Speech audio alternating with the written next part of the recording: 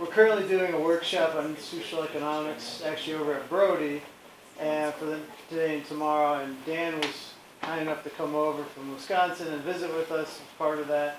And so we thought we'd do a talk for him on his new book coming out, and thought we'd move it over here because I know it'd be much easier for people to come over. And even though we're after a semester, and I'm glad to see some people are still here, that's good.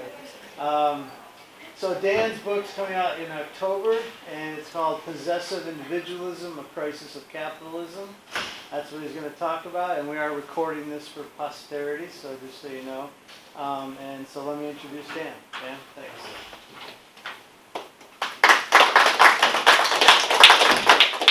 Thank you for coming on this nice day. I can't start without mentioning Warren Samuels and Al Schmid. Two polar opposites. Warren Samuels was a man of too many words. Al was a man of no words at all. I remember once he called me up and said he'd like to come to Madison to discuss a few things. This was back in the 70s. And I said, yeah, that's a good idea. Come on over.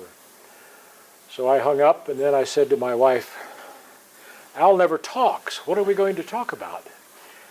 And I reflect back on the two of them because Warren had all the answers, and Al had all the questions. And between the two of them, it was fantastic, right? You'd go to dinner with them at the economics meetings, and Warren was holding forth, and Al would just kind of sit there and listen. And these are two giants that Michigan State left to the world, and you folks deserve a lot of credit for harboring and nurturing these two very different people, yet two people who are very much concerned with the structure and the workings of the economy, which is what institutionalism is all about. The title of my book is Possessive Individualism, A Crisis of Capitalism. We know that political alienation is a threat to modern democracies. Americans are angry, the British are angry, authoritarian strongmen are leading several European countries, and the current American president is an incurious narcissist whose temper and demeanor defy all standards of decency. Meanwhile, millions of desperate migrants are streaming north out of the Middle East, out of Africa, out of Latin America. Many people blame stagnant household incomes and income inequality. However, in my book, I argue that the origins of the current world disorder are, in a sense, a failure of the Enlightenment to anticipate the acquisitive individual as a creature of global capitalism. I am linking the Enlightenment and the creation of the individual with global capitalism. I suggest that the cultural glorification of the acquisitive individual stands in the way of necessary government programs to ease the economic burden on beleaguered households. Meanwhile, our cultural fixation on the individual authorizes owners of firms celebrated as job creators to suppress wages and salaries, to embrace automation, and to move jobs overseas. In short, capitalism is no longer an engine of improved livelihoods and social hope. That's the point of my book. Escape from the current crisis requires that the isolated acquisitive individual rediscovers a sense of loyalty to others, as neighbors, as colleagues, and as participants in the shared social process of living. Escape also requires that the private firm be reimagined as a public trust, in which the economic well-being of employees becomes a central part of its purpose. In the absence of these dual transformations, in us and in capitalism, the system that we know cannot endure. How did we get ourselves in this fix? In my remarks, I will present 4 distinct themes to help you grasp where I'm going and how I approach this in a diagnostic sense. In their historic sequence, I'll talk about the emergence of capitalism in the 19th century as a source of social hope. I'll talk about the transition early in the 21st century into what I call managerial capitalism as a source of social despair. I will talk about the modern capitalist society as one of foxes and hedgehogs. If you don't know the metaphor of the fox and the hedgehog, I'll help you get there. And then I'll talk about the necessary need to recover social hope. Capitalism as an economic system must first be demystified, and it is relatively easy. Owners of capital, machines, and liquidity hire owners of labor power. It's a wage contract. That's all it is. Very simple. This fraught nexus of two classes of owners defines Western society since about 1400 in England. Former feudal landlords were forced, in the wake of the Black Death and the elimination of about 50% of the English population, to begin to hire workers they actually needed. By 1600, the agricultural employment was only one half of the English countryside. The rest of it were proto-capitalists operating under what we would call merchant capitalism. Here was the first entrepreneur, making simple furniture, agricultural implements, commercial wagons. The first phase of capitalism gradually gave way around 1750 to what we know as industrial capitalism. Industrialization offered well-paying jobs in urban settings, and rural-to-urban migration followed apace. Dramatic population growth emerged along with the rise in real agricultural value. The index of real industrial value almost quadrupled over what had been achieved earlier. While Charles Dickens and Karl Marx would become famous for their accounts of the horrors of the factory system, it must be acknowledged that these first two phases of capitalism, merchant capitalism, industrial capitalism, provided profound economic promise for millions of rural people who were both pushed and pulled out of agriculture into urban areas. Capitalism, until the start of World War I in 1914, was an engine of social hope, but it would not last. From the beginning of industrial capitalism, there had been an acute need for very substantial tranches of financial intermediation in the operation of the capitalist firm. The massive scale of modern industry, steel, railroads, automobiles, trucks, would have been impossible without large infusions of borrowed capital. Two world wars, the first in history that relied on large-scale armaments and organized ocean transport, gave industrial capitalism just what it needed. By 1950, financial capitalism ruled our life. This is the third phase. This post-war era lasted 25 to 40 years, gave us affordable homes, automobiles, the spread of the suburbs, an abundance of labor-saving devices for millions of new suburban homes, and plausible incomes. These were the golden years in the U.S. Households with one person in the workforce could acquire a nice home, children could obtain a college degree, and Life magazine could celebrate the American dream. Limited, of course, to those who by accident of birth happened to be white. Everyone else was quarantined out of sight. We never saw them. At the center of that evolution was the modern corporation. The corporation made it possible for companies to attract massive infusions of cash. The corporate form of capitalism brought concentrated economic power that enabled the corporation to contend with, notice the verb, to contend with the political power of the modern state. Perhaps the nation state was going to be forced to contend with the modern corporation. In 1932, Adolf Berle and Gardner Means observed that the law of corporations might well be considered the potential constitutional law of the new economic state, while business practices many aspects of administrative government. The golden years of the last half of the 20th century would not endure. The financial crisis of 2007, started in December 2007, ran to 2009, fueled by excessive leverage and a blossoming of new exotic financial devices and tricks, destroyed millions of lives and brought bankruptcy to over 7 million households. The entire population of the state of Washington was rendered bankrupt by that event. The economic catastrophe, which continues to inspire fear and loathing, was actually the delayed effect of events that had begun in the 1980s. It was then that the large-scale movement of international capital emerged as a dominant feature of emerging economic relations among nation-states. We call it globalization. We are now in the fourth phase of capitalism. I call it managerial capitalism. The entrepreneur of merchant capitalism surrendered his or her autonomy to the engineer of industrial capitalism. The engineer was soon pushed aside by the bankers of financial capitalism. Now, under managerial capitalism, the wrangler rules. I'll talk about the emergence of foxes and hedgehogs. The Greek word oikos, the root of economics, captures the idea of the household or the family. The discipline of economics grew out of concern for how this basic unit of human existence continually organized its provisioning and thereby secured its future.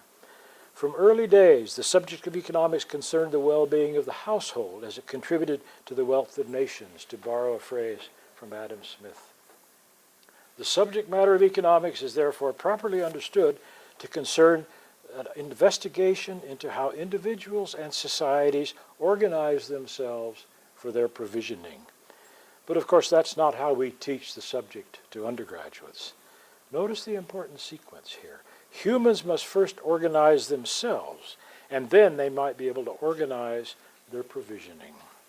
Unfortunately, this historic focus on the well-being of the household has been pushed aside by a perverse focus on individual rationality and the presumed sanctity of the consumer. We must recall that the household is the only natural organization in human society. It is natural because it is the only entity that is predicated upon biological considerations. In contrast to the naturally occurring family, a firm is an artificial construct, a contrivance with no inherent logic. Firms can cease to exist. Families run into the future. Our interest in these two social constructs, one natural, the other contrived, is justified by the necessities of the modern economic system. Households rely on firms for jobs and income, and they acquire desired goods and services from firms. Firms rely on households to provide labor power and to purchase what has been produced. It is a symbiotic relationship fraught with dependence, resentment, and very often open conflict. It is rarely a happy mutuality. The essential concern of our time is the increasing economic irrelevance of the household as a supplier of labor power to the capitalist firm. The profound inconvenience of hired labor and the enticing promise of automation wherever possible is a defining trait of the problem we are discussing. This brings me to the legend of the fox and the hedgehog. The story is inspired by claims attributed to Homer, popularized by Archilochus. The hedgehog is a focused, driven, motivated, single dominant organizing principle. The fox is a multi-purpose, wily, broad-spectrum opportunist and a necessary pursuer of a number of tasks. The peripatetic fox knows many things. The hedgehog knows one big thing. The instrumental agent of managerial capitalism, what I call the wrangler, is an accomplished hedgehog. Managerial capitalism is animated by a stark and demanding commitment. If the financial fundamentals of the firm are not carefully managed, predatory private equity funds and hedge funds will swoop in to acquire and then resell or rationalize the mismanaged firm. Private equity funds and hedge funds produce nothing. Their sole purpose is to generate earnings for investors in such funds through the buying and selling of existing firms.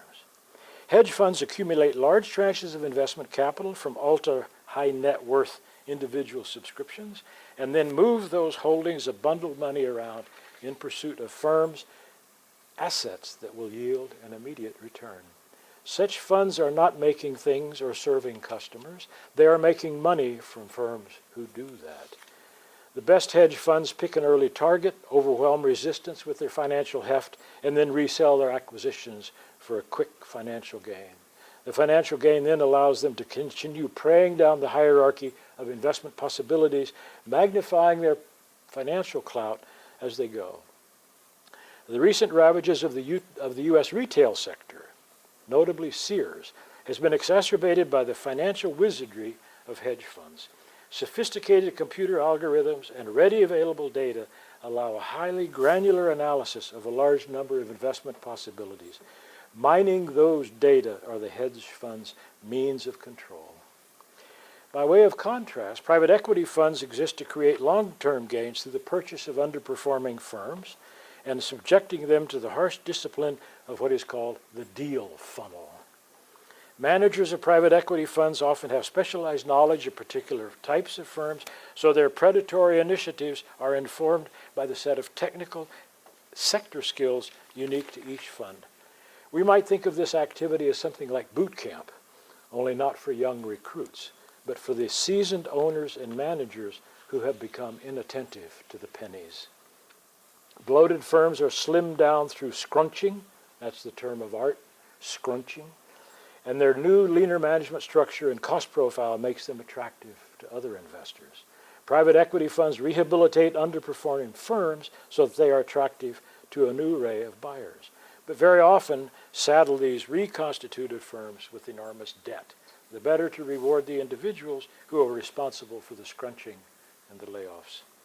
As Joseph Schumpeter reminded us, capitalism eats its children. Households quake at the feast. It can be no surprise that high cost and perhaps bloated labor force is often the first place where savings can be achieved. Older workers are often paid more than younger workers, so they can be discarded as part of necessary downsizing, being careful not to make it look like the discrimination against old folks. Launching labor-saving technical change is another popular move. The artful language would suggest that the saved labor is being held in some special bank where it can be redeployed. In fact, saved labor is just put out on the street, free to find work if it can, elsewhere. Since this scrunching of underperforming firms is widespread, workers who have been pushed out usually remain on the sidelines. Alternative employment can be difficult for many victims of the deal funnel. And we wonder why voters are angry? Notice that individual firms under managerial capitalism do themselves not need to be acquired by these financial poachers. The mere existence of such funds, whose defining purpose is to prey on suboptimal going concerns, sends a strong signal to all firms they had better get it right, or they too will be cannibalized by these predatory surgical specialists. The credible threat is sufficient to send a strong signal throughout the capitalist market economy. Get lean or be eaten. Shareholders applaud every move as labor costs and other alleged inefficiencies are squeezed out of the cumbersome firm. Workers are dispensable. Managerial capitalism has brought new perils to the economic future of many households. Firms now behave like hedgehogs. All attention is focused on one big thing. That big thing is market valuation in the eyes of shareholders or potential buyers. Nothing else matters. The officers of such firms, whose compensation contracts abound with performance incentives tied to market share, to growth, market valuation, understand very well this intense unitary focus and therefore adjust management strategies accordingly. Costs are reduced with ruthless pressure on suppliers. And of course, growth in the sheer size of firms renders them extraordinarily exacting and forceful in their pursuit of cost reduction. Walmart and Amazon are notorious belligerents in this regard. They are too big to resist. Relentless pressure on labor costs becomes even more sustained and thorough. So-called burdensome regulations and taxes become prime targets in this multi-front war on costs. Political allies are crucial in this program of cost reduction. Our political gridlock can be attributed to whether a politician is a champion of hedgehogs or of foxes. Recall that on the demand side of the market, firms can only appeal to customers to purchase what they hope to sell. Constant attention to product quality, to advertising, and to promotional campaigns are standard aspects of this necessary work on the demand side. But all such efforts are mere pleadings. Things are different on the supply side. Owners of firms can work strategically to influence politicians about the need for lower taxes, to lobby against so-called regulatory interference in the internal workings of the firm, etc. Firms can keep up focused hostility to any initiative that will raise wage rates or their total payroll. Firms will threaten to relocate where the business climate is more favorable. Politicians cower. No wonder the foxes are angry. I want to talk now about what I call recovering social hope. The appeal of a market economy is that one can enter and leave any particular market with perfect ease. There are no obligations, right? Engaging the market is entirely volitional, unless, of course, one needs to eat. Since eating is essential to survival, living in a market society leaves one with no choices to make. In other words, rather than thoroughgoing freedom in a market economy, Milton Friedman's silly claim, the need to eat gives rise to coercive pressure to participate in the market for labor. And refusal by firms to hire those who need work in order that they might eat gives rise to coercive pressure against the will to live. Who can possibly believe that a capitalist market economy is free of coercion? The two essential going concerns of capitalism are households and firms. The question we must now confront is whether these two components stand on equal moral footing in the political realm. Recall that the family, the evolving household, is self-justifying by its very nature. The same grace cannot be granted to those social entities called firms, whether corporations, joint stock companies, sole proprietorships, cooperatives, you name it. Each specialized form of these entities requires social justification. They must, from time to time, explain and justify their legitimacy to us. In other words, these various artificial going concerns, these legal contrivances, obtain their legitimacy by our periodic and collective grant of usefulness. All such contrivances are example of a public trust. In plain terms, there is no such thing as a private firm. Nor is there in the economic realm anything to which the adjective private can be properly applied. A private firm is a contradiction in terms. The mere fact that virtually all such contrivances must be licensed, authorized, sanctioned, inspected, monitored, taxed accordingly, makes clear that these contrivances are artificial. While they are owned by individuals in various legal arrangements, all firms exist and function by the grace of the political entity we call the nation-state. This claim may be novel, but it cannot be controversial unless you haven't thought about it. We know well that all such artificial contrivances are imbued with extraordinary political urgency. In some circles, there is nothing quite as revered as the private firm. Firms are job creators. Firms are the engines of prosperity. Firms are the font of redeeming social habits and thrift, efficiency, accountability, what have you. Politicians often consider it unpatriotic to expect firms to pay taxes. Doing so might jeopardize their central role as saviors of the capitalist market economy. Are there good reasons for this stark asymmetry between the shared reverence for firms and a general indifference towards the household? Firms, unlike households, must be noticed and contended with. Firms need to be accommodated in a market society. And since firms hold the key to the ability of households to earn an income and to acquire the necessities of survival, firms are at the very center of the existence and flourishing of households. Consumers need firms, and firms need consumers. The ability of households to affect firms is only one way. We can affect firms by negation. That is, we can withhold our custom from firms, and they can withhold their labor power, and we can withhold our labor power from firms. But aside from trying to harm firms by spreading malicious rumors about them, members of households have very little ability to exert or impose harm on firms. In contrast, firms have the capacity to inflict considerable harm on households. Firms can refuse to hire members of households when asked to do so. Firms can fire members of households. Firms can make extraordinary work demands on members of households. And it will be said that, of course, firms should not have to hire workers they don't need or workers who are not qualified. Of course, firms should be able to dismiss incompetent or unworthy workers. Of course, firms should be able to tell workers what they must do, and so on. And obviously, firms must be able to monitor the clothing and general appearance of their individuals that they employ. Under ideal circumstances, each of these objections is obviously true. By adopting advancing technology, the number of workers that a firm needs will certainly diminish in the fullness of time. However, is this new technology adopted because it is cheaper? Or is it being adopted to liberate firms from their dependence on households and their incessant labor needs? The standard answer is to encourage such workers to find other lines of work. This churning of the labor force is thought to be good. Of course, replacement jobs might offer slightly lower pay, but the economy will move along fine on its lower cost path. This will be thought good, since displaced workers into the labor market might actually reduce existing wages a little bit, and the economy will become even more efficient.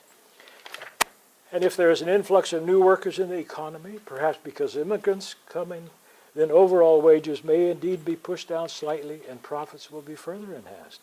As long as costs are driven down, prices in a market economy will fall and consumers will benefit. Isn't that how we measure welfare? The above scenarios are precisely concerned with this fraught interplay of households and firms. Notice that the active agent, it is firms adopting labor-saving technology, putting downward pressure on wages, fighting off unions, perhaps even moving abroad. Members of households, those who are currently employed or those who would like to be employed, are passive observers and recipients of profound changes that affect their livelihood prospects.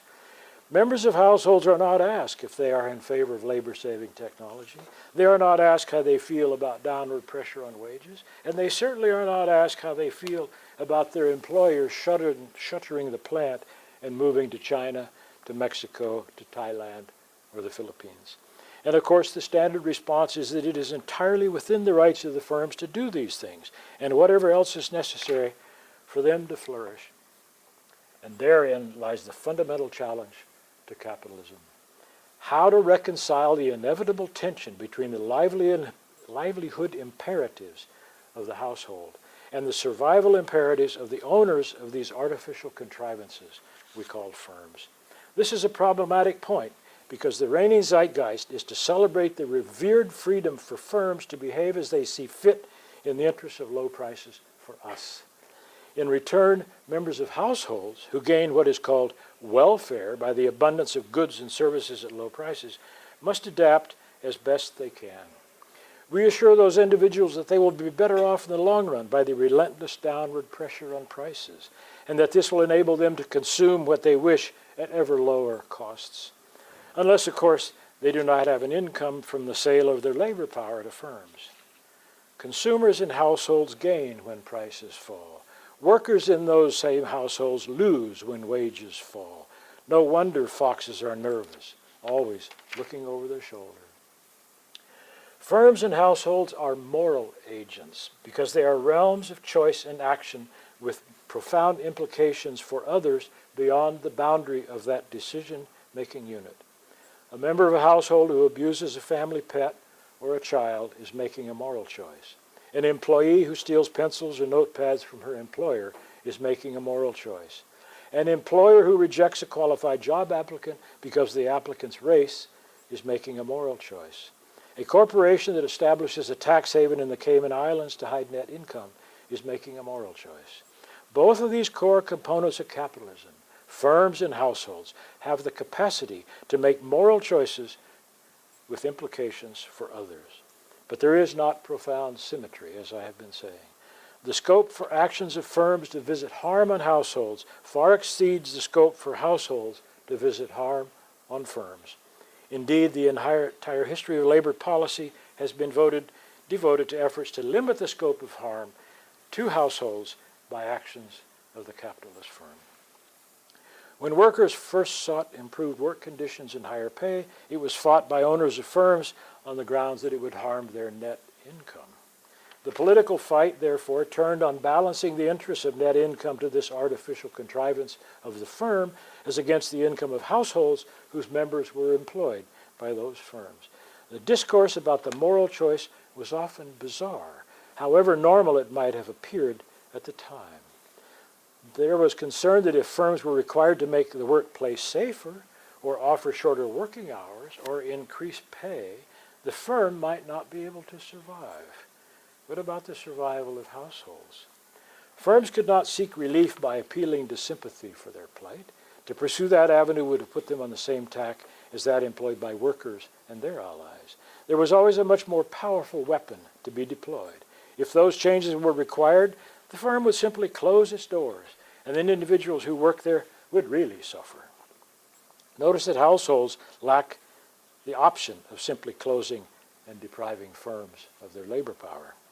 We are back to the special political legitimacy of firms in a capitalist culture in their enduring struggle for advantage over those who provide labor power to them. It is an uneven playing field.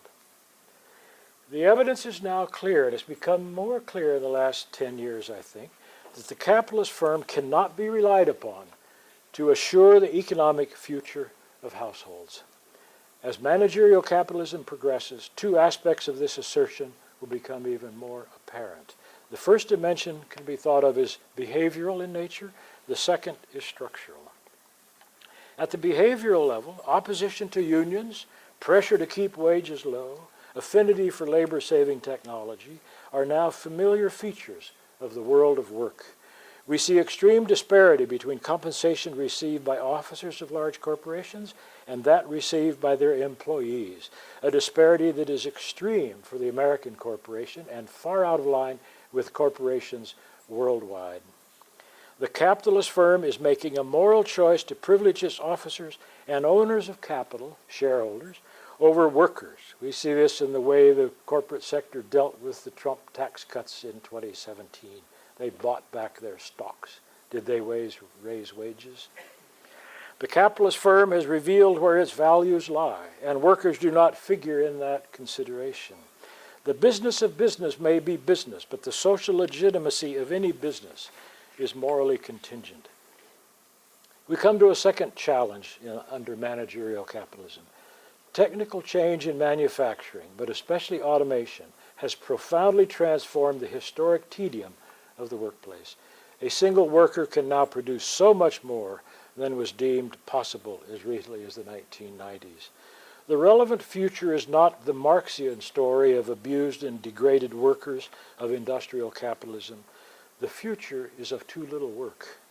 The supply of opportunities for work will fall seriously short of the demand for work. And to put that assertion in even more stark terms, how are households going to acquire the means of life, food and shelter, in a world where work is gradually disappearing under the onslaught of automation? Experts who ponder this issue suggest that within a generation, approximately 1/2 of the American workforce could be rendered unwanted because of automation. We need not worry if the real figure is 32% or 21% or 54%. The need for thought is upon us. The 300-year experiment of household income arising from the mixing of labor with capital is coming to an end. The idea of capital hiring labor, i.e. capitalism, is now quaint and unsustainable. Capitalism is a spent force, not because it will be overthrown by a class of angry workers, as Marx would have it. Capitalism is a spent force because its defining purpose can no longer be fulfilled. Capitalism was always able to justify itself because it was simple and intuitive. One group of citizens would mobilize capital, and another group of citizens would mix their labor with it, and both would be better off. Workers benefited from the ingenuity and entrepreneurial abilities of those we call owners, and this latter group benefited from the diligent hard work of the former group. Of course, the allocation of those gains was always contested, and it remains so today.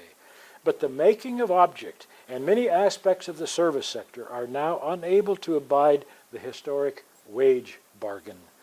A growing share of household income will, in the future, necessarily come from elsewhere. Household incomes will be called a basic right. You might have heard it referred to as a universal basic income. I'll let others figure out how to design that system, but you watch. Reimagining the private firm is not an option. Who can possibly ignore the depth and breadth of economic and political frustration thick on the ground in the so-called red counties of the United States. Donald Trump did not produce the anger he exploits for political gain. He is just the messenger. He's a vessel carrying something that was taking root out in the countryside 20 years ago.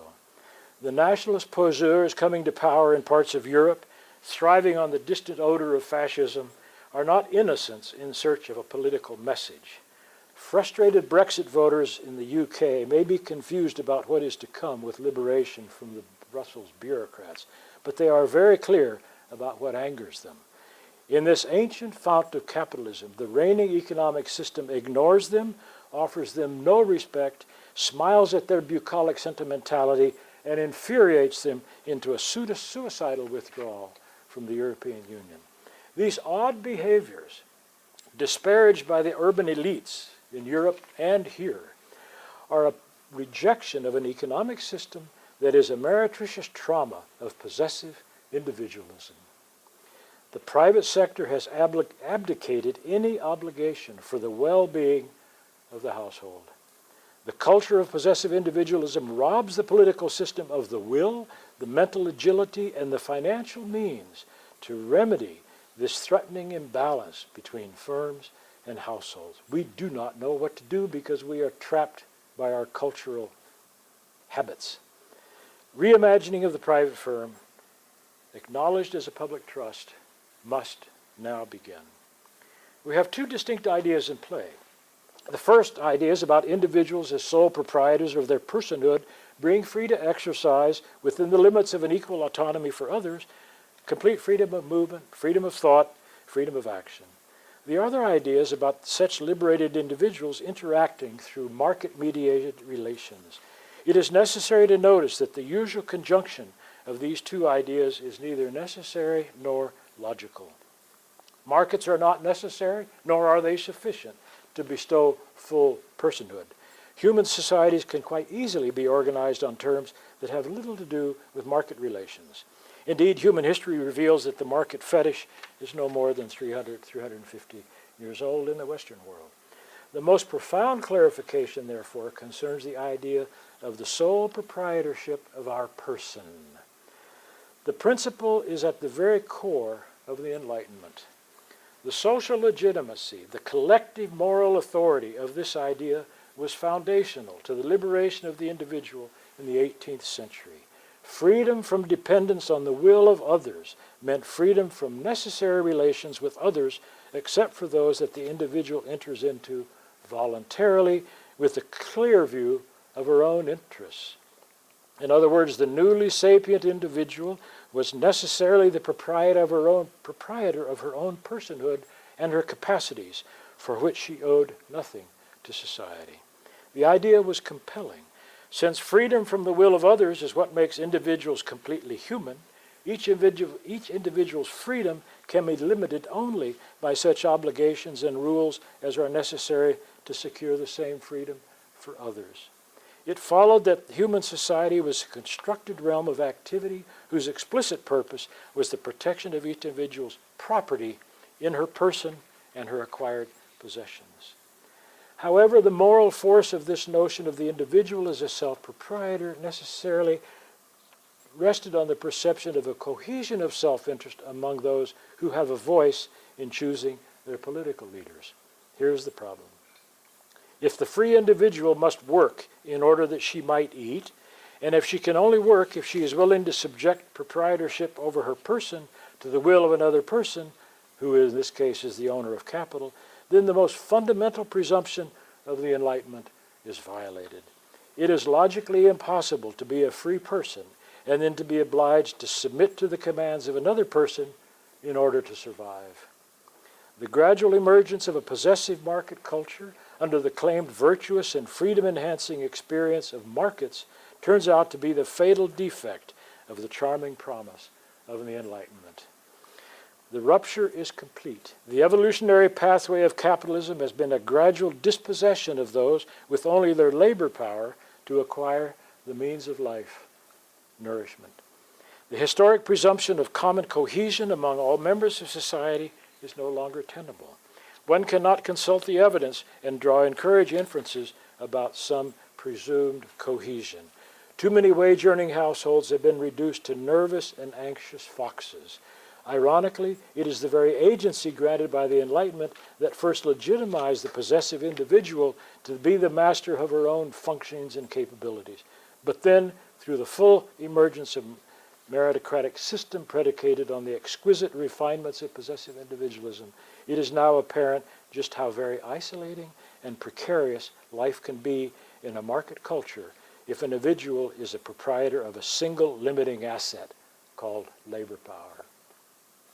Managerial capitalism represents the end game of this process of dispossession and disregard that has turned individual agency and opportunity into individual subservience and marginalization. But we must also notice that this dispossession is not inherent or preordained in a market society.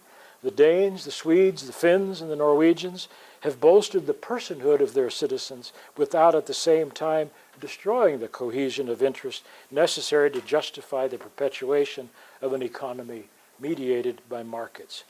It bears mention that international surveys continue to reveal that the wealthy citizens of these four damp, cold, and often dark lands are the happiest in the world. Perhaps it is the abundance of aquavit or schnapps. Perhaps it's the many varieties of pickled herring, I'm not sure. Or perhaps it is something much more fundamental. In contrast to the Scandinavian model, the inherent tendencies of the American version of managerial capitalism have destroyed any idea of shared interest between those who own and manage capital and those who own only their labor power. Rights talk now is the common theme of social discourse, and against this cultural habit, the idea of obligation falling on the liberated individual seems anachronistic. Everyone is in for themselves. We cannot be surprised. In a society where the interests of the individual are thought to be paramount, it turns out that most individuals are charmed by the prospect of doing exactly as they wish. But some members of contemporary nation states have a much greater capacity to exploit their possessive proprietorship. Those who control capital have scant interest in those with only their labor to sell. Members of this latter group may well imagine themselves empowered by their self-proprietorship, but it is no comfort in an economic environment where labor is seen by firms as an inconvenient cost. Those who are proprietors over an asset that is limited to labor, that must be sold to reticent owners of capital, increasingly find themselves with meager and dwindling market value. In the long evolutionary history of capitalism, individuals who found themselves similarly disadvantaged, makers of buggy whips, harnesses, wagons, kerosene lanterns, moved on to other lines of work because alternatives were in good supply. It is impossible to pay attention to the news and fail to notice a consensus that automation, global outsourcing, and general technical change in many ordinary labor-intensive tasks now pose a serious threat to those with an ordinary and abundant manual skills. This brings us to the alleged harmony of interest within society. That is, a harmony of interest sufficient to counteract the centrifugal forces inherent in a possessive market economy. Managerial capitalism stands as evidence of the disillusion of this central aspect of the liberated individual. The celebration of our alleged rights leads to a shared idea that what we owe to others, in a word, is nothing. Those who labor owe nothing to those who own capital, and those who own capital are very sure they owe nothing to those who seek work in order that they might eat. Managerial capitalism has anointed the minuscule upper class with illusions of entitlement. It has unnerved the shrinking salaried class by closing off upward mobility, and it has rendered the bottom-trawling wage class comprehensively dissolute in its haggard quest for secure livelihoods. Cohesion of interest, a necessary condition for the concept of social obligation to arise, is a distant memory. Modern society is trapped by its commitment to possessive individualism, material acquisitiveness, at the very time when capitalism no longer provides the necessary conditions for deducing a valid theory of political obligation that will prevent the continuation of a flawed social experiment. The liberated individual, she who is free from any obligation other than to herself, is seen as fully human. And yet, that very personhood, driven by the presumption of possessive individualism, prevents the crafting of any implicit contractual relations with other persons unless those relations are strictly self-serving. In a world where everyone is holding out for self-serving relations with others, interpersonal negotiations become scarce indeed.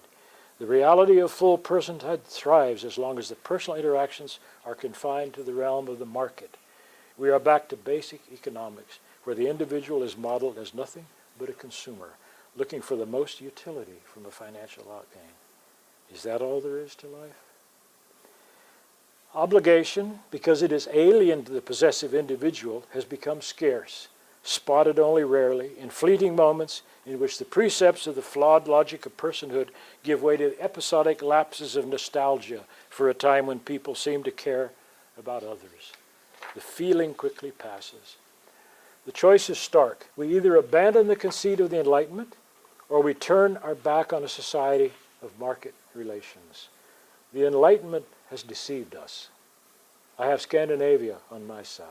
The manifold problems of non-market economies, whether Mao's destructive, indeed lethal communism, or the Soviet Union's comical, planned and bloated state capitalism, offer ample evidence that however much one may despise market relations, the incentive properties inherent in the market economy are unimpeachable. An economy is always in the process of becoming, and so the challenge is to acknowledge that economy is like a favorite old automobile, like the family sedan. We know what a market economy is, and we know how to maintain it so that it performs and gently carries on. Recall that the fundamental challenge in sticking with the market is to begin to wring out of it the enormous tendencies towards inequality.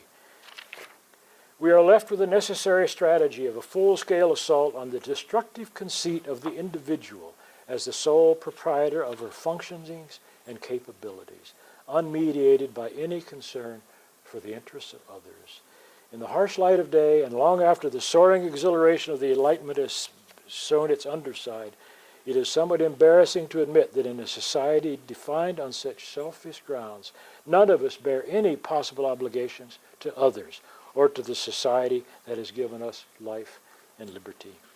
The philosophy Richard Rorty insists that moral progress entails recognizing the legitimacy of the interests of an ever-widening circle of others. Adhering to this idea would bring immediate scorn down on the current structure of managerial capitalism. It would delegitimize the metaphor of many foxes and a few well-served hedgehogs. Indeed, a diminishment in the prevalence of rights talk would at the same time raise the prominence of considering obligations and to others and the interests of others. A market economy need not be an arena of privilege and despair, of alienation and superfluous consumption. The American version of capitalism is certainly guilty of that. This flaw can be fixed. Given the choice of abandoning a market or reconstituting a market economy in the interest of greater equality and other regarding behavior, there can be little doubt which option is to be preferred. Societies that do not bend break. Let me summarize. Capitalism as we know it is a spent force. It must be reconfigured. But it is the possessive individual who warrants serious consideration. That's us. The philosopher Josiah Royce devoted his career to the idea of loyalty. Royce talked of burdened loyalty to loyalty. Loyalty is the essence of commitment to a cause. A cause is something beyond the comfort of the isolated self. Extending one's awareness and consciousness beyond the ego-bound self requires effort. It is a chore. It can be hard. Indeed, loyalty requires the extension of familiarity to the unfamiliar. More importantly, the extension of the realm of familiarity beyond the self is not as easy as become familiar with a garden or a sunset. We must entertain John Dewey's idea of trying and undergoing. Full personhood is found in rewarded burdens, but it is the undergoing, as Dewey understood, that comprises the practice of living. Full personhood is burdened loyalty to loyalty. Possessive individualism, reinforced by the full flowering of managerial capitalism, denies the relevance of community. The paramount crisis of our time is that managerial capitalism does not need to wait for complete automation of the workplace by steel and plastic and computer chips. Managerial capitalism is well on the road to automation by other means. Mindless, numb workers, peripatetic foxes have now become the new automation. Triumph over the voracious wranglers of managerial capitalism will only emerge when we, the possessive individual, finally abandon the deceits of the Enlightenment. Thank you very much.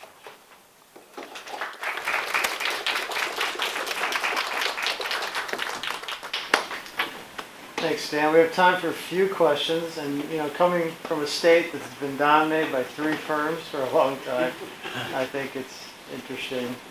So do we have any questions from anyone? Brady. One question I have is, so the inequalities that people talk about in the nation states, say of North America, how would you view that from a worldwide perspective? So we've seen declining rates of impoverishment and malnourishment in the world over the same period. And I guess we could go to China and look at the household responsibility system as more an example of an innovation that seems more along the lines of moving things to a more individualistic system. So that's just one thing I would comment on. I think, Brady, China is such an odd, idiosyncratic outlier in this larger conversation. I'd prefer not to talk about China. I think you started out by saying, what about global inequality? I believe that's where you started. Is that right? Right. So the capitalist system would be operating at a global level, and that phenomenon would be different, I think, from what we would think about the international. I spend a lot of time on that thought. It seems to me, and I work a lot in Africa, it seems to me that the difficulty we have is that, and it's the same cultural idea that works here, the market, it's almost an idea that the market can do no wrong, except, little externalities here, we got to kind of fix it.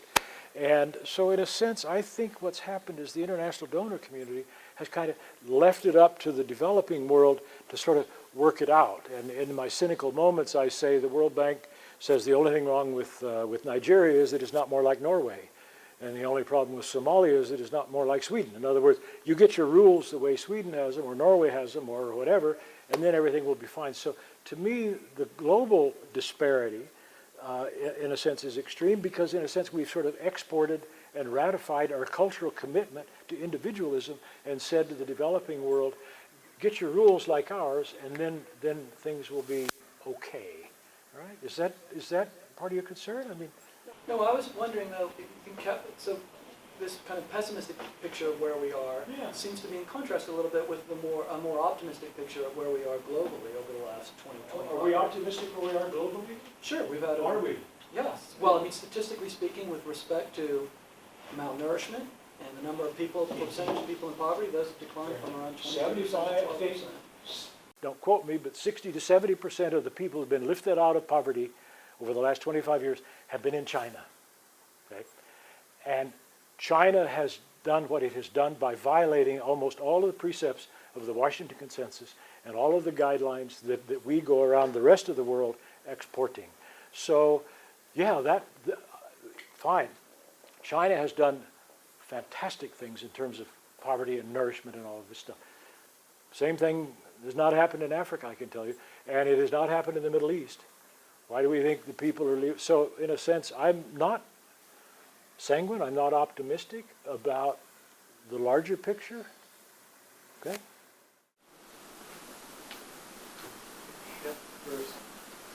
We know in legal foundations, common starts with William the Conqueror, and it was one man owns the country, and it's his property.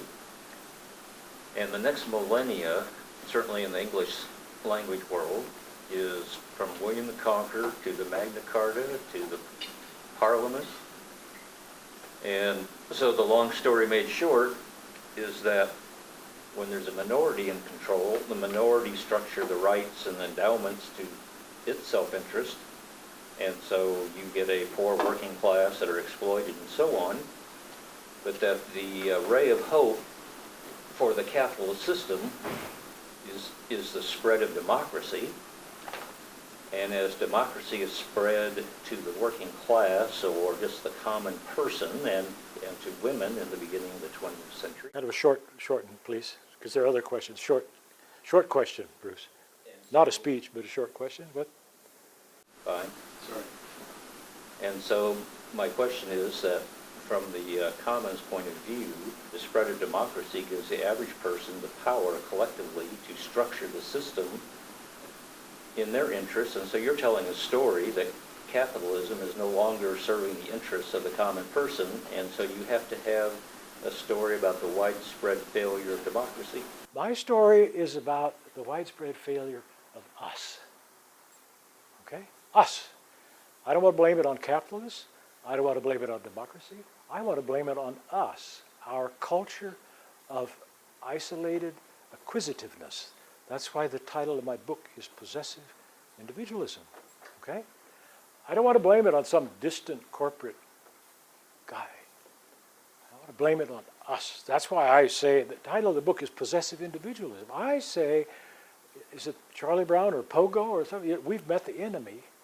He's us. That's, in a sense, the point I'm trying to make in this book. I'm tired of blaming capitalists. I'm tired of blaming whatever. I want to focus on us. Because to me, it is our acquisitive behavior, our isolation, that is the product of the Enlightenment, which created us in rights talk and all of that. That, to me, is the problem. You may disagree with it. But you just said more in the last 2 minutes than you did in your whole talk as far as making the point. Well, thank you. I mean think seriously, because until the very Well, I last started there, 3 or but- 4 minutes of your talk, Yeah. I didn't get it. Maybe I should have got it, but I didn't. You just gave it to me. I thought I said the failure of the Enlightenment. Sorry, I'll take that. I'll put this sentence up at the front next time. Really? It's really valuable. It's neat how you said it. Maybe if I'd been reading it a couple times, I would have got there. Okay, thank you. But the failure of us, to me, whether it's right or wrong, wasn't clear to me until the last 5 minutes you're talking in this. I kept it till the end so you wouldn't leave. Thanks for sticking around. I had a class full of undergraduates, and they were bitching about China. Chinese. And I said, okay, I'll give $20 to any of you who can show me you're wearing a T-shirt that was not made in China. So they're all looking, where's my T-shirt made?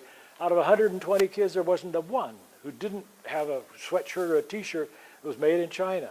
I don't want to hear any more about China from you guys, all right? So that's, to me, that's what I mean by the failure of the Enlightenment. They created us as sapient individuals, and look how we've screwed it up. Pat? So I found it really interesting that you picked that period of time in the 1980s as sort of the jumping off point of when things started to go in a handbasket. Yeah. And there's this real sort of spatial disassociation of capital and labor, right? Yeah. And so now in the last 10 years, fair trade, local food, local, very local, push toward localism. Yeah. Do you think there's hope there? No. Not as long as it's around the fringes of this system. And what I'm saying is, there is a systems part too. We're part of the problem. But my point about managerial capitalism and the hedgehog, these guys now are running huge tranches of money, and they're moving it around the world. And I think this, so there are two parts. The reason I keep stressing us is because I find it too facile just to blame capitalists all the time, all right? They can only do what we allow them to do, in one sense, in our purchasing patterns. They can dismiss us, so they're, both these things. But no, I think these are kind of feel-good Band-Aids around the edges of a system. And it is global capitalism that I think is the system, supported by us and, in a sense, our culture of individualism, which permeates the political discussion and so on. Yeah. Well, I won't take questions from him. I'm sorry. Well, when your talk put me in the mind of, and I don't know if you've thought about the term of, we have a market economy, but we also have a market society. Market culture. Exactly, and that is what is correct. Because a market economy cannot live in a non-market culture. So we first have this culture, and the culture is individual, you know, the sanctity of the rights talk, and all of this it reifies and then plays into the prevailing economic system, which is markets and choices and all of that. So the two kind of go together, right? Don't they? And my point is that when we, and I have a side in here, I said, that's not how we teach economics to undergraduates. How do we teach economics to undergraduates? The consumer, okay? The individual is simply a consumer, isn't she? That's how we teach micro. We teach production, we teach consumption, okay?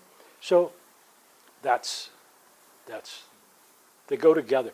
But it is the cultural baggage of the Enlightenment, the individual, rights talk, I can do whatever I want, I don't want to pay taxes because my kids are no longer in the school. Where does this come from, okay? That whole thing. And that gets into the political discussion, and that's why I say it paralyzes the political class, because they can't imagine that a market economy doesn't fix all these problems, right? I mean, the crisis of 2007, 2008, it was a big shock. I mean, markets aren't supposed to crash, and yet they did. So the culture inoculates us from the recognition that we need to do something. There is nothing wrong with automation. I'm not trying to stop automation. What's wrong is that we have a political class that can't get to the point where they say, oh, we need to have public programs to deal with the victims of automation, all right? So I just wanted to reinforce your point about the enemy being us, right? Because I've made this point myself. It was Pogo or something, right? Yeah, right, but you know, so the driving force in this system, you talk about it as the hedgehogs. Minsky and I have talked about it as money managers, right? But we're talking about the same thing, you know. And so their aim is as you said, it's the maximization of the value of the funds, right? That they're controlling, you know. But it's not just the wealthy and the elites that have money in those funds that depend on it, right? Folks, some, fewer and fewer over time, but some have money who are just workers, have money in these funds that rely on it for their retirement. I was the president of a small professional association. We invest, right, and we depend on that too. So there's an element that underscores your point about the enemy is us. We all benefit from that. Maybe clearly to greater and lesser degrees, but yeah, so that's another. All of our retirement funds are part of these sovereign wealth operations, which are, you know, that's what they do. We benefit from it. So in a sense, yeah, we're there. Lindy? So we've got to this point. Jim is finally happy. We're happy that got the message. The problem is us. And now, how did we get here? Why did we get here? And what do we do now? How did we get there? I think the Enlightenment created us, okay, created the individual. I'm a sapient person now. I'm not bound by any religious dogma. I don't have to listen to the sovereign anymore. I am a creative. That's what the Enlightenment did. Created the individual, free of control by superstition or kings or whatever. So that's when we became sapient, in a sense, in control of ourself. Having acquired this agency, we became fond of it. And we didn't want to give it up. And now we have it. And we don't want to give it up. So how do we get out of it? I think this is where it gets kind of, sounds religious, but in a sense we need, as I said, we need to discover connectivities. Zaya Royce talks about loyalty to organizations, loyalty to colleagues, okay? Recreating connectivity, okay? That's the way we get out of it. There's not a pill we can take to get us out of it. But we have to recognize that the alienation we see in the US or in Britain or in the European Union, the alienation we see is people who have been cut loose from connectivity. Okay? In Britain, it's been fueled by 10 or 12 years of austerity. So basically the British state has said, we don't care about you folks out in rural areas. Maybe one could say the same thing has happened here. I don't know. But it's very clear in Britain, they've gone through 10 years of austerity, and rural people, they're losing their hospitals. Is that happening in the U.S.?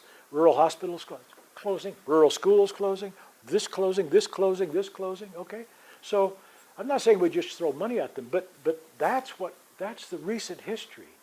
And I'm trying to show that history is fueled by an idea about a market economy? Well, let those rural people move to what Richard Florida calls smart cities. They'll be fine. Just let them move to the jobs, right? Isn't that the prescription often? You don't maybe have any red counties in Michigan, but we got a lot of them in Wisconsin.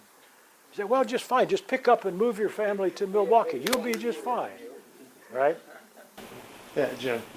So, kind of following up on Lindy's plea. Well, let me just say, the culture that we have, the kind of culture, the market will solve these problems. Therefore, we don't need government programs to help solve these problems, to help transitions, to help people, I don't know, go back to school. You know, a little bit of income, I talked about, nobody's hit me about universal basic income. A little bit of income to people would do a lot of good. You know what the poverty level is in the United States? $1,000 a month. Okay? You know what $1,000 a month would do to a lot of people? $1,000 a month would mean a lot, not to us, but mean a lot to many, many people. The idea of this kind of grant, oh my God, the communists are just around the corner. Okay, it's stuff like that. A little different versus the minimum income. So if we go that route of how we have to get back to connectivity, and so the mode du jour is multiculturalism, which there's been a huge amount of pushback on. And the counter to that, I would say, is cosmopolitanism, this ability to have multiple identities. And you talk about the different identities. Am I a household? Am I a worker? Am I a capitalist? This confluence of, okay, I'm investing in my retirement fund, so I have this vested interest. So the capacity to identify and be at peace with this multiple sense, which is cosmopolitanism, the idea that I'm not saying that all cultures are equally valid, but rather that I have the capacity to identify multiple ways, facilitates and opens the door to that connectivity you're talking about.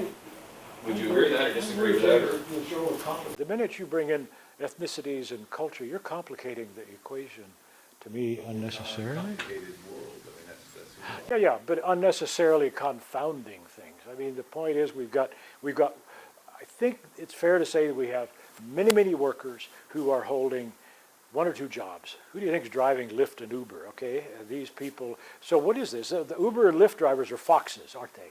Okay?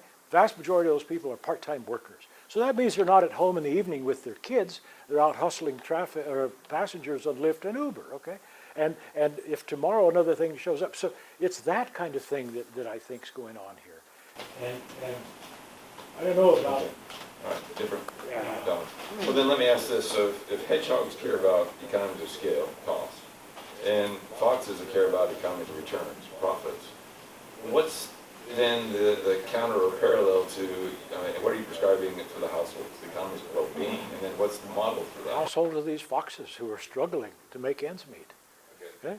But if we're juxtapositioning this artificial construct of firms versus this natural construct of the household, Yeah. then what is the driving force of the household? What is, okay, so The driving force of a household is reproduction. The imperative of the household is recreation, reproduction. Some households can't reproduce, that's fine, I'm happy with that too. But the basic historic role of the household is it is a reproducing, that's why I call it a natural. Forward, how are we going to use the driving force of the household to make this connectivity? The culture does not recognize the necessity of the household to be recreated and to thrive. Okay, most of our cultural stuff is focused on the firm, making the world safe for the firm. And a few things went by that nobody reacted to. I said, "There's no such thing as a private firm." Okay, I would have thought when you say, "What? What's this guy talking about?" There is no such thing as a private firm. A firm is a public trust. And if we would recognize that, Kellogg and what is it over in Kalamazoo? Who was in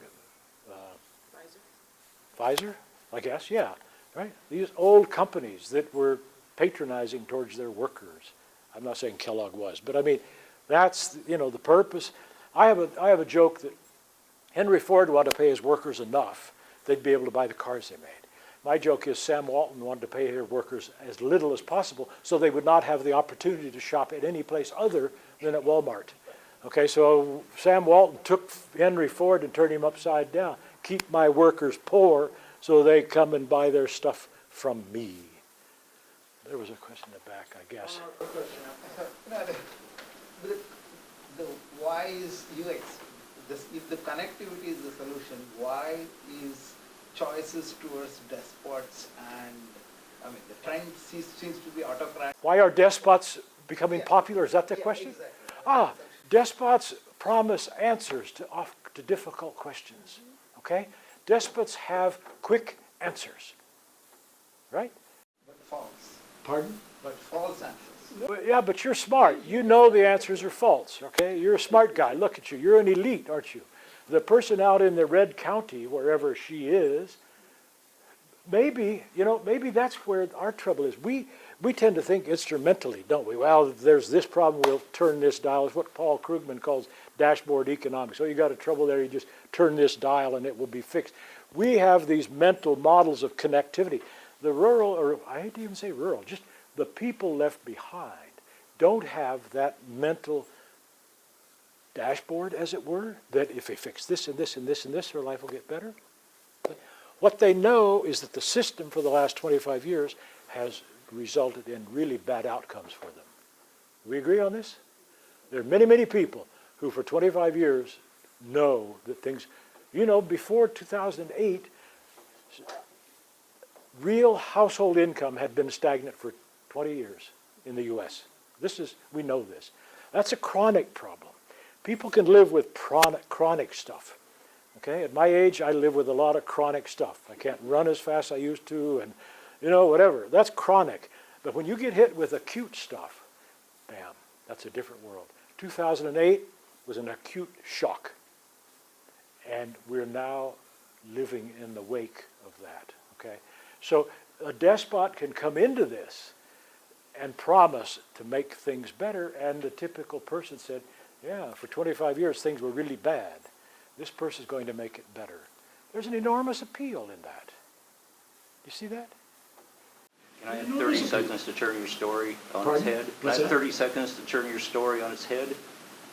30 seconds, yeah. I guess. Okay, so the problem is that you're spinning is not enough connectivity, but too much connectivity, because what's happening is the white people in the prosperous northern hemisphere in particular are coming into much greater connectivity with people, brown and black people from other countries, and it is creating this huge backlash, white nationalism that is powering all this anger and so on.